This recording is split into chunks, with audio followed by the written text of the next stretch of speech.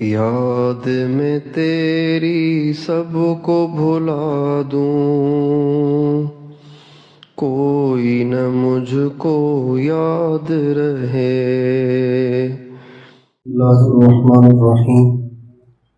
ان الحمد للہ نحمده ونستعینه ونستغفره، من يهده الله فلا مضل له ومن يضلل فلا هادي له، واشهد ان لا اله الا الله وحده لا شريك له، واشهد ان سيدنا ونبينا وحبيبنا وشفيعنا وقرة اعیننا محمدا عبده ورسوله، صلی اللہ تبارک و تعالی علیہ وعلی آلہ واصحابہ وازواجہ وذریتہ وبارک وسلم تسلیما کثیرا۔ اما بعد فاعوذ باللہ من الشیطان الرجیم، بسم اللہ الرحمن الرحیم۔ والسابقون الاولون من المہاجرین والانصار والذین اتبعوہم بإحسان رضی اللہ عنہم ورضوا عنہ، وأعد لهم جنات تجری تحتها الأنہار خالدین فیہا، ذلک الفوز العظیم۔ سبحان ربک رب العزة عما یصفون، وسلام علی المرسلین، والحمد للہ رب العالمین۔ اللہم صل علی سیدنا محمد وعلی آل سیدنا محمد وبارک وسلم۔ اللہ تعالیٰ کی نعمتیں اپنے بندوں پر بے شمار ہیں، اور ان نعمتوں میں کچھ نعمتیں اعلیٰ ہیں، کچھ ادنا ہیں۔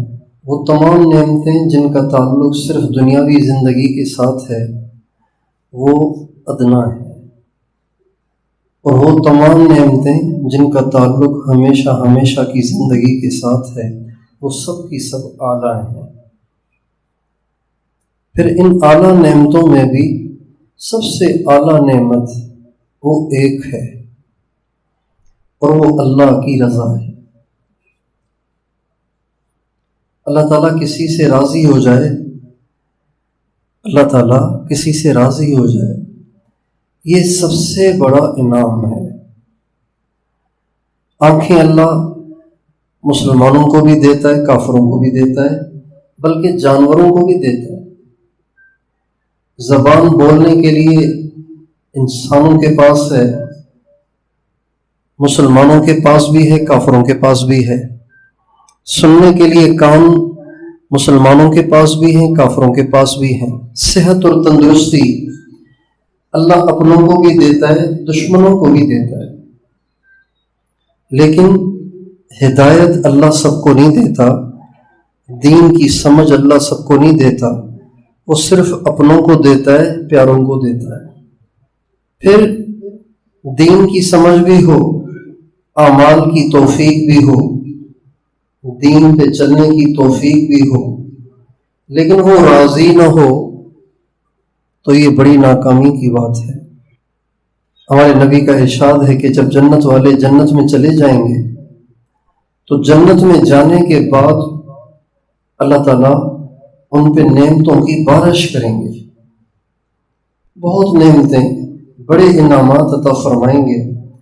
جب سارے انعامات سب کو مل چکیں گے اور سارے کے سارے اپنے اپنے ٹھکانوں پہ پہنچ جائیں گے تو اللہ تعالیٰ سارے جنت والوں کو جمع کر کے ان سے فرمائیں گے، جنت والوں تم اور بھی مجھ سے کچھ مانگو تاکہ میں تمہیں اور بھی کچھ دوں۔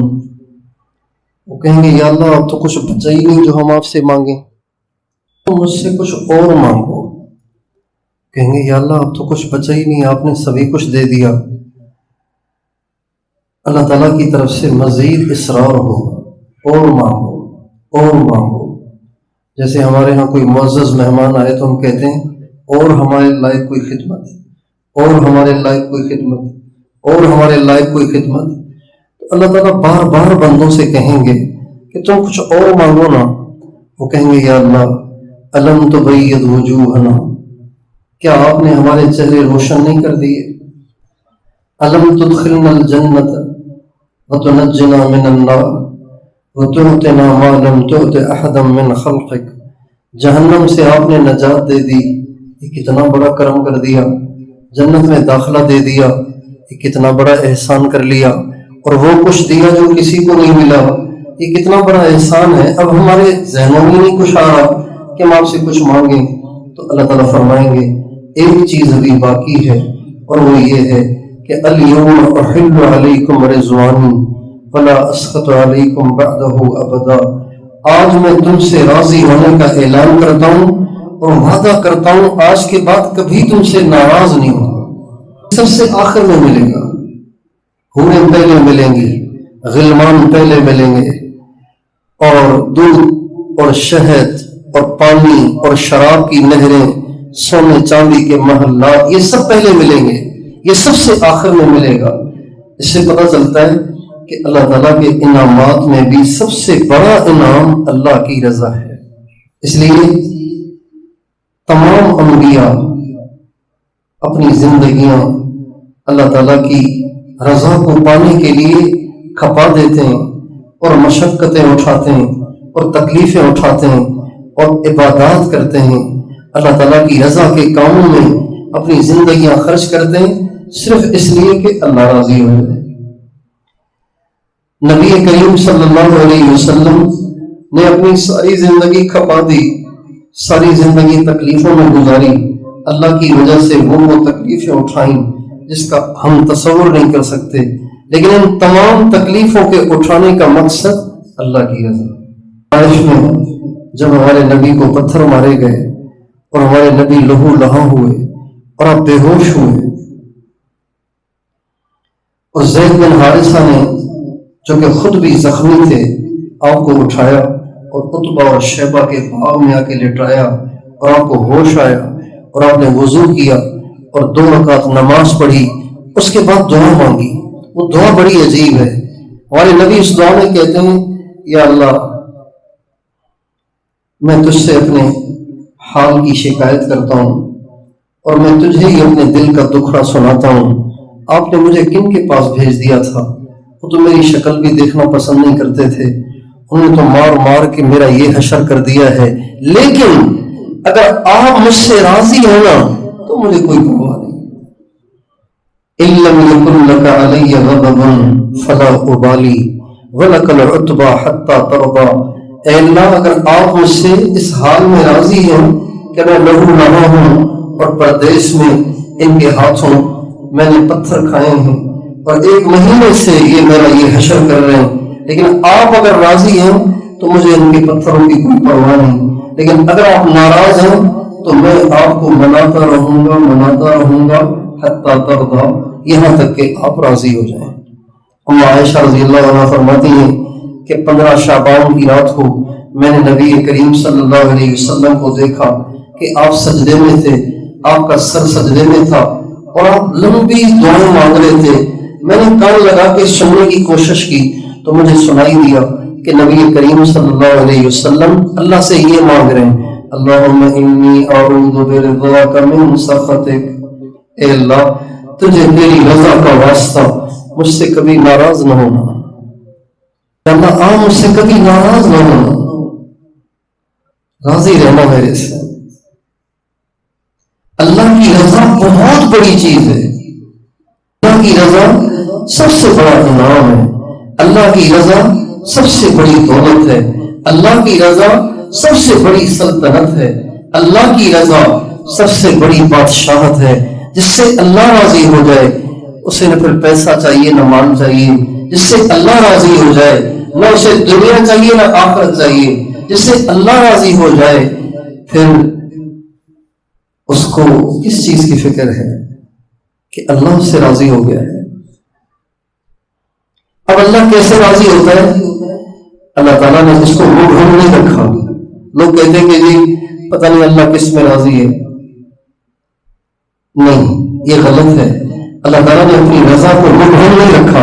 اللہ نے اپنی رضا کا راستہ بتا دیا ہے. اللہ تعالیٰ نے اپنی رضا کا راستہ بتا دیا ہے. جو یہ کام کرے گا میں اس سے راضی ہو جاؤں گا. یہ قاعدے کی بات ہے، یہ اللہ کا آئین اور قانون ہے. چنانچہ اللہ تعالیٰ فرماتے ہیں والسابقون الأولون من المهاجرين والأنصار والذين اتبعوهم بإحسان رضي الله عنهم ورضوا عنه وأعد لهم جنات تجري تحتها الأنهار خالدين فيها.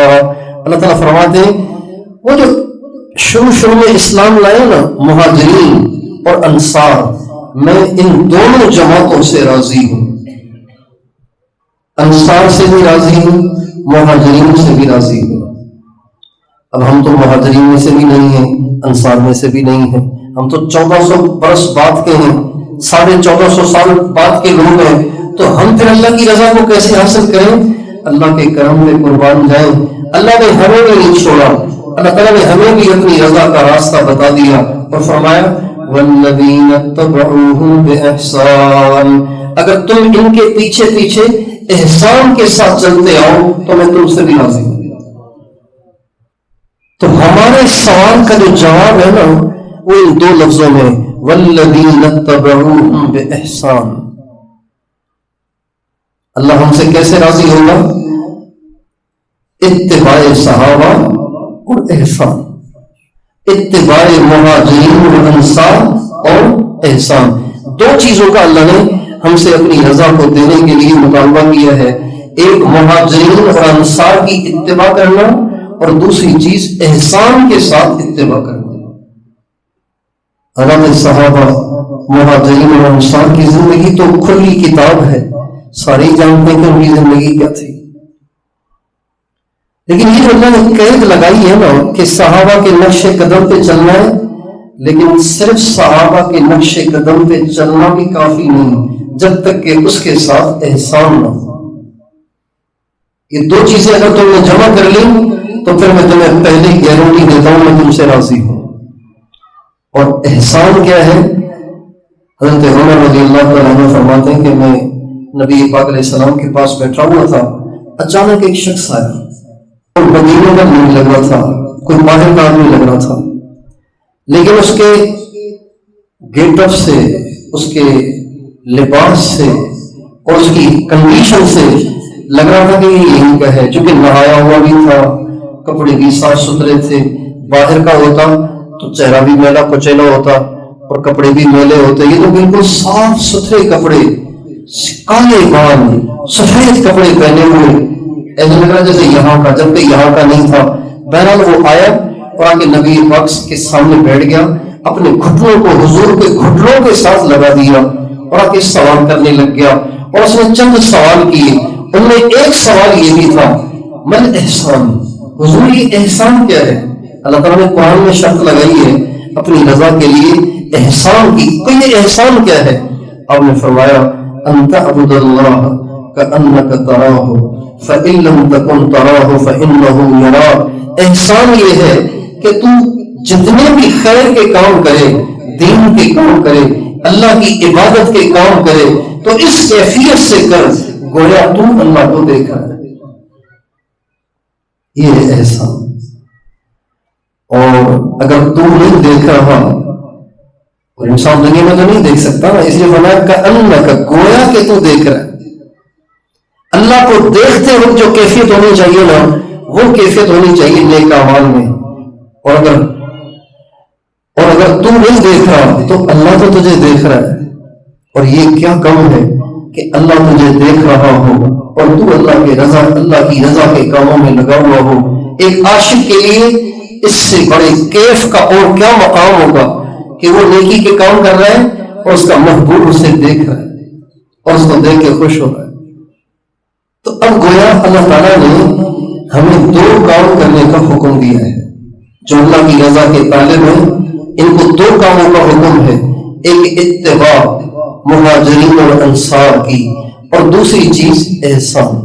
عام طور سے ہمارا دیندار طبقہ اتباع صحابہ کی کوشش کرتا ہے، اسی لیے نمازیں پڑھتے ہیں، اسی لیے تبلیغ میں جاتے ہیں، اسی لیے تہجد پڑھتے ہیں، اسی لیے قرآن پڑھتے ہیں، اسی لیے نیکی کے کام کرتے ہیں، اسی لیے اللہ کے نام پہ خرچ کرتے ہیں، اسی لیے اوروں پہ رحم کرتے ہیں، اسی لیے ماں باپ کا ادب کرتے ہیں، اسی لیے گھر میں اچھا سلوک کر دیں، یہ سارے نیکی کے کام ہیں، لیکن ان نیکی کے کاموں کے ساتھ جس دوسری چیز کی اللہ نے شرط لگائی ہے نا، اس کی طرف توجہ نہیں کرتے۔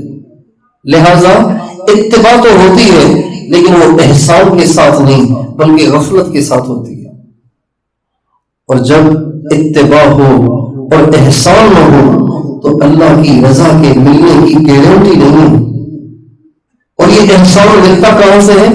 یہ احسان، یہ کیفیت کہ انسان نیکی کا کام ایسے کرے کہ گویا اللہ سامنے ہے، گویا اللہ کو دیکھ رہا ہے اور اللہ اس کو دیکھ رہا ہے۔ یہ کیفیت اور یہ انسان کا باطنی حال کیسے ملتا ہے؟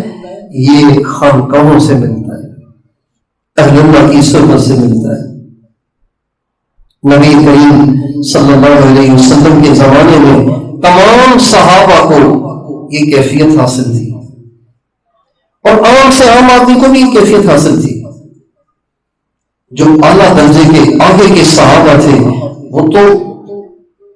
وہ تو اس کے امام تھے، لیکن ہمارے نبی کے زمانے کے مرد اور عورت کو، شہری اور دیہاتی کو، چھوٹے اور بڑے کو، سب کے سب کو یہ کیفیت حاصل تھی کہ ہر وقت اس کے دل کی توجہ اللہ کی طرف ہوتی تھی، اور چلتے پھرتے اسے اللہ کا دھیان ہوتا تھا، اور وہ نیکی ایسے کرتے تھے کہ گویا اللہ دیکھ رہا ہے اور ہم اللہ کو دیکھ رہے ہیں۔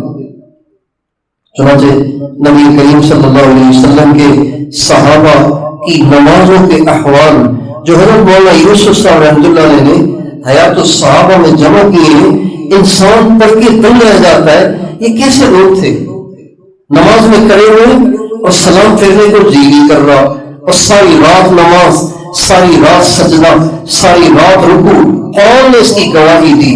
والذین یبیتون لربہم سجدا وقیاما کانوا قلیلا من اللیل ما یہجعون وبالاسحار هم یستغفرون تراهم رکعا سجدا یبتغون فضلا من اللہ ورضوانا سیماهم فی وجوہہم من اثر السجود ذلك مثلهم في التوراة ومثلهم في الإنجيل تتجافى جنوبهم عن المضاجع يدعون ربهم خوفا وطمعا ومما رزقناهم ينفقون فلا تعلم نفس ما أخفي لهم من قرة أعين جزاء بما كانوا يعملون۔ یہ ساری صحابہ کی نماز کی کیفیت اللہ نے قرآن میں بتائی۔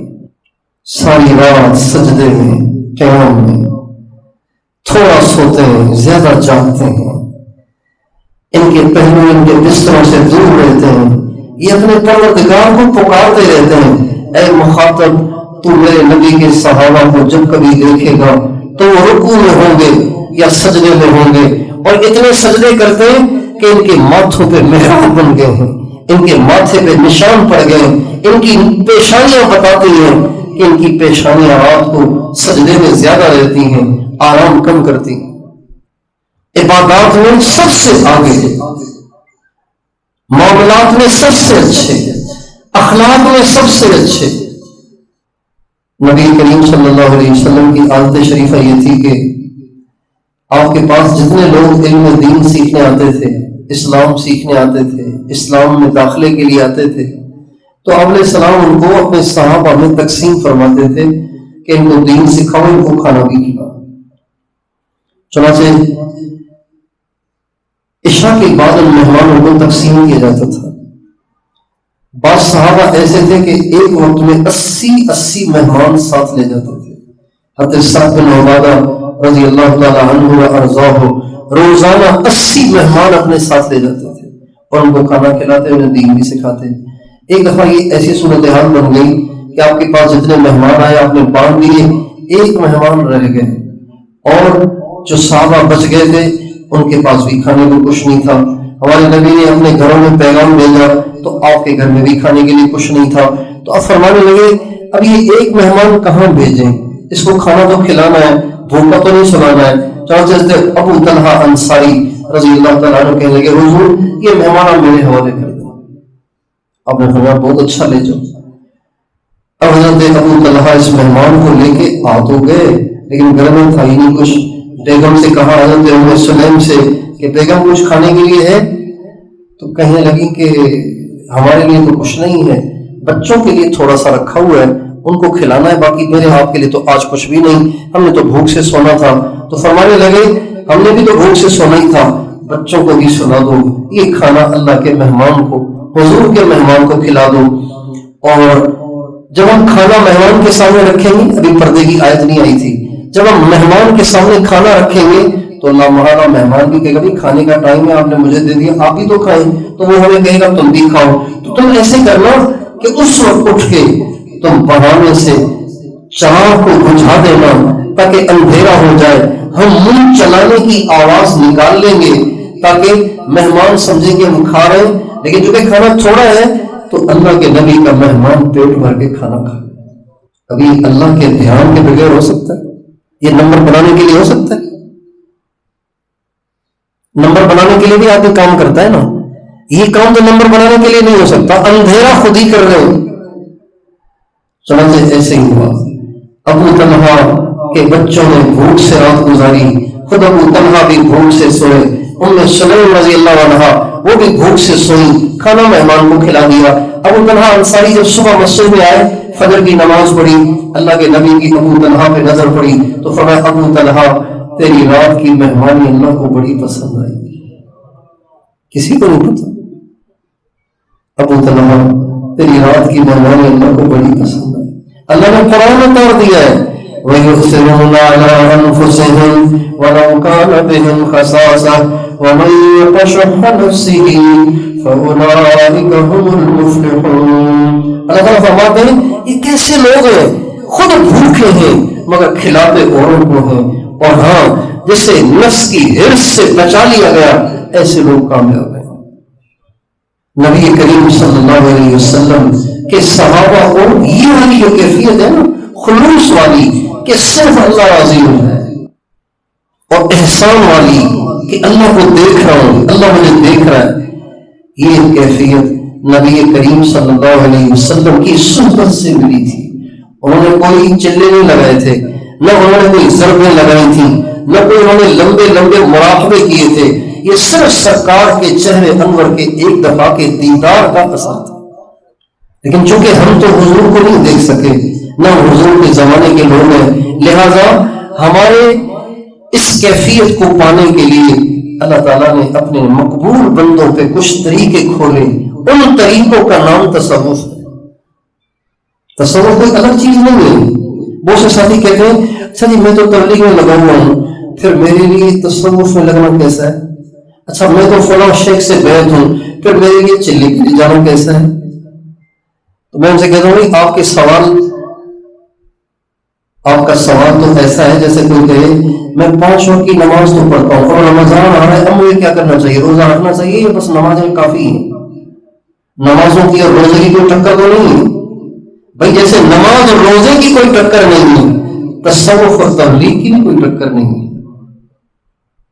تصوف اور جہاد کی بھی کوئی ٹکر نہیں ہے، تبلیغ اور جہاد کی بھی کوئی ٹکر نہیں ہے، مدرسے اور تصوف کی بھی کوئی ٹکر نہیں ہے۔ یہ سارے کام وہ ہیں جو سب نے مل کے کرنے ہیں۔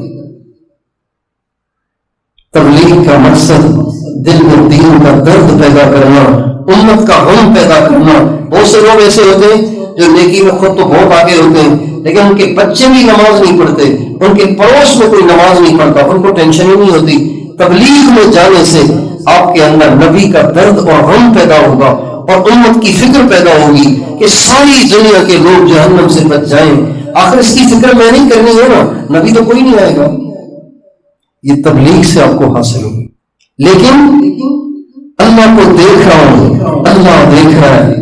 نماز میں کھڑے ہوئے تو نماز میں گن، ذکر میں بیٹھے تو ذکر میں گن، اللہ کی بات کر رہے ہیں تو اسی میں گن، کسی غیر کی طرف دھیان نہ جائے، خیال نہ جائے، دل اللہ کی محبت سے لبریز رہے، اللہ کی محبت سے بھرا رہے، اللہ کی یاد سے آباد رہے، سرشار رہے۔ یہ پھر آپ کو خانقاہ جانا پڑے گا، اور کیا سنت ہے اور کیا غیر سنت ہے اس کے لیے آپ کو مدارس میں جانا پڑے گا، مفتیوں کے پاس جانا پڑے گا، علماء کے پاس جانا پڑے گا۔ دوائیاں میڈیکل اسٹور سے ملتی ہیں، سبزیاں سبزی کی دکان سے ملتی ہیں، گوشت والے سے ملتا ہے. جو گوشت کی دکان پہ جاتا ہو اس کے لیے سبزی کی دکان پہ جانا ممنوع نہیں ہو جاتا، جو سبزی کی دکان پہ جاتا ہو اس کو میڈیکل اسٹور پہ جانا ممنوع نہیں ہو جاتا. ہر ضرورت مختلف جگہوں سے ملتی ہے اور اس ضرورت کو وہیں سے پورا کرنا ہوتا ہے. والذین اتبعوہم بإحسان، صحابہ کی اتباع، مہاجرین اور انصار کی اتباع احسان کے ساتھ، ان دونوں چیزوں کو اکٹھے جو جمع کرے گا، اللہ تعالیٰ فرماتے ہیں رضی اللہ عنہم، میں ابھی سے اس بات کی گارنٹی دیتا ہوں میں ان سے راضی ہو گیا. کتنی بڑی بات ہے. اور جب آدمی ان دونوں چیزوں کو جمع کر لیتا ہے تو اللہ بھی اس سے راضی ہو جاتا ہے. پھر چلتے چلتے اللہ تعالیٰ یہ کیفیت دیتا ہے، یہ جذبہ دیتا ہے کہ انسان بھی اللہ سے راضی ہو جاتا ہے. اللہ سے راضی ہونا آسان نہیں ہوتا. اللہ تو بھوک بھی بھیجتا ہے، بیماریاں بھی بھیجتا ہے، تکلیفیں بھی بھیجتا ہے، مصیبتیں بھی بھیجتا ہے، آزمائشیں بھی بھیجتا ہے. ہر حال میں اللہ سے راضی رہنا یہ آسان کام نہیں ہوتا. یہ بننے میں تو بعد میں جا کے ملتا ہے، جب انسان اللہ کے قریب ہوتے ہوتے ہوتے ہوتے اتنا قریب ہو جاتا ہے کہ اللہ اس کا مطلوب بن جاتا ہے، اللہ اس کا محبوب بن جاتا ہے، اللہ اس کی منزل بن جاتا ہے، اللہ اس کا ماوا اور ملجا بن جاتا ہے. پھر بندے کا حال یہ ہو جاتا ہے، وہ کہتا ہے یا اللہ میری کوئی خواہش نہیں، میری کوئی خواہش نہیں، میری کوئی چاہت نہیں، میری کوئی آرزو اور تمنا نہیں، میں وہ چاہتا ہوں جو تو چاہتا ہے. ہمارے حاجی صاحب عبد الوہاب صاحب سے یہ ہزاروں دفعہ سنا گیا، اے اللہ ہم کچھ نہیں چاہتے، ہم وہ چاہتے ہیں جو تو چاہتا ہے. وہ فرماتے تھے کہ بھوک کھائے نا تو بھوک تو تکلیف چیز ہے نا، بھوک تو تکلیف دیتی ہے. بھوک کھائے اور کھانے کو نہ ہو تو خوش ہو جاؤ، اللہ نے بھیجی ہے، محبوب کی دی ہوئی ہے. ہمارے ایک بزرگ تھے حضرت حافظ محمد صدیق صاحب برچوٹی شریف کے. یہ کون تھے؟ یہ مولانا احمد علی صاحب لاہوری رحمۃ اللہ علیہ کا نام تو سب نے سنا ہوگا نا. مولانا احمد علی لاہوری رحمۃ اللہ علیہ، ان کے جو پیر تھے ان کا نام تھا مولانا تاج محمود امروٹی. ان کے پیر تھے حافظ محمد صدیق صاحب. ایک دفعہ ان کو گردے میں درد ہوا، اور گردے کا درد اتنا شدید ہوتا ہے کہ آدمی کو تڑپا کے رکھ دیتا ہے. میرے بھائی جان کو ہوتا تھا تو فرماتے تھے کہ یہ درد ذہ سے زیادہ ہوتا ہے، اتنا درد ہوتا ہے، برداشت نہیں ہوتا. حافظ محمد صدیق صاحب کو درد ہوا گردے کا، اور تڑپ رہے تھے، کروٹیں بدل رہے تھے، دیکھنے والوں کو ترس آ رہا تھا. لیکن چپکے سرائیکی زبان کا ایک شعر پڑھ رہے تھے، اور چہرے پہ مسکراہٹ تھی، واویلا نہیں تھی، چہرے پہ مسکراہٹ تھی، بشاشت تھی، اور زبان پہ سرائیکی زبان میں یہ شعر تھا: لطف سجن دم بدن قہر سجن گاہ گاہ، این بھی سجن واہ ہوا، اون بھی سجن واہ ہوا. لطف سجن دم بدن قہر سجن گاہ گاہ، این بھی سجن واہ ہوا، اون بھی سجن واہ ہوا. یا اللہ تو تکلیف تو کبھی کبھی بھیجتا ہے، ورنہ تو ہمیشہ راحتیں دیتا ہے، نعمتیں دیتا ہے. اور یا اللہ مجھے تیری بھیجی ہوئی تکلیف پہ کوئی اعتراض نہیں، مجھے تیرا دکھ بھی پسند ہے، تیرا سکھ بھی پسند ہے. لطف سجن دم بدن قہر سجن گاہ گاہ، این بھی سجن واہ ہوا، اون بھی سجن واہ ہوا. اس کو کہتے ہیں ورضوا عنہ. اللہ تعالیٰ ان کو وہاں پہنچا دیتا ہے کہ پھر وہ اللہ سے راضی ہو جاتے ہیں. انہیں اللہ سے شکوے نہیں ہوتے، انہیں اللہ پہ اعتراض نہیں ہوتا، وہ اللہ کی بھیجی ہوئی تکلیفوں پہ واویلا نہیں کرتے، بلکہ وہ کہتے ہیں یا اللہ آپ کی طرف سے جو بھی آئے ہمیں قبول ہے. یہ جو لوگ اللہ تعالیٰ کے پیچھے پڑے رہتے ہیں نا اپنے چھوٹے چھوٹے کاموں کے لیے، کر دے وظیفے، بزرگوں سے دعائیں، اور لگے رہتے سال ہر سال پسند کی شادی کے لیے، بس جب میں چاہتا ہوں اللہ کے پیچھے لگے ہوئے ہیں، وظیفے پڑھ رہے ہیں، بزرگوں سے دعائیں کرا رہے ہیں اور پتہ نہیں کیا کیا منتر پڑھ رہے ہیں، اور اللہ پاک سے اپنی منوانے کے لیے اور ایڑی چوٹی کا زور لگا رہے ہیں، یہ جانتے نہیں ہیں، اللہ سے واقف نہیں ہیں۔ جو اللہ سے واقف ہیں وہ کہتے ہیں یا اللہ میں تیری رضا میں راضی ہوں، مجھے تیرا ہر فیصلہ قبول ہے۔ ہمارے ایک بزرگ گزرے ہیں، شیخ العرب والعجم، شیخ الاسلام حضرت مولانا حسین احمد صاحب مدنی نور اللہ مرقدہ۔ تو انگریز سے ان کی جنگ رہتی تھی ہمیشہ، ایک ہاں جیل میں جانا ان کا معمول بن گیا تھا، انگریز پکڑ کے جیل میں ڈال دیتا تھا۔ ایک ہاں جیل میں تھے، تو جب یہ جیل میں گئے تو سارے جیل میں پڑے ہوئے قیدی ماشاءاللہ آتے، خدمت کرتے، دعائیں لیتے، اور جو آپ سے رہائی کے لیے دعا کراتا وہ رہا ہو جاتا، جو رہائی کے لیے دعا کرتا وہ رہا ہو جاتا۔ آہستہ آہستہ جیل خالی ہونے لگ گئی اور تھوڑے سے رہ گئے۔ تو ایک قیدی نے کہا حضرت آپ کی دعاؤں سے تو جیل ہی خالی ہو رہی ہے، اتنے سارے آپ کی دعاؤں سے رہا ہو گئے، تو آپ اپنے لیے بھی تو کریں نا تاکہ آپ بھی رہا ہو جائیں۔ تو حضرت ایک دم سنجیدہ ہو گئے اور فرمانے لگے ارے میاں رضا بالقضا بھی تو کوئی چیز ہے، جب میرے مالک نے مجھے یہاں بھیج دیا ہے میں کیوں کہوں کہ مجھے یہاں نہیں رہنا۔ کوئی تجھ سے کوئی کچھ مانگتا ہے، میں تجھ سے تجھی کو خدا مانگتا ہوں۔ کوئی تجھ سے کوئی کچھ مانگتا ہے، میں تجھ سے تجھی کو خدا مانگتا ہوں۔ کوئی مجھ سے پوچھے میں کیا چاہتا ہوں، میں اپنے خدا سے خدا مانگتا ہوں۔ وہ ہو جائے میرا میں ہو جاؤں اس کا، یہی رات دن میں دعا مانگتا ہوں۔ نہ یہ چاہتا ہوں نہ وہ چاہتا ہوں، میں اپنے خدا سے خدا چاہتا ہوں۔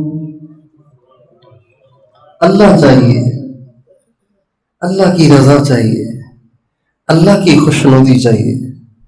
دنیا اور دنیا کا مال و متاع فانی ہو جانے والی، چھوٹ جانے والی چیزیں ہیں۔ اللہ تعالیٰ مجھے اور آپ کو اپنی رضا کا طلبگار بنائے، اپنا سچا طالب بنائے اور اپنی رضا کا متلاشی بنائے۔ آج ہماری زندگیاں اس چیز میں صرف ہو رہی ہیں، اس چیز میں ضائع ہو رہی ہیں جو اللہ تعالیٰ نے ہمارے لیے پہلے ہی مقدر کر دی ہے۔ جو چیز پہلے سے آپ کے لیے طے ہے، اپنی ساری صلاحیتیں اس پہ خرچ کرنا، اور جس چیز کے لیے ہمیں بنایا گیا ہے اس کو بھول ہی جانا، یہ کتنی بڑی حماقت ہے۔ آج آپ کسی بچے سے پوچھے بیٹا آپ کو کس چیز کی خواہش ہے، وہ کہے گا مجھے پائلٹ بننا ہے۔ اچھا آپ کو کیا خواہش ہے؟ کہ مجھے وزیر اعظم بننا ہے۔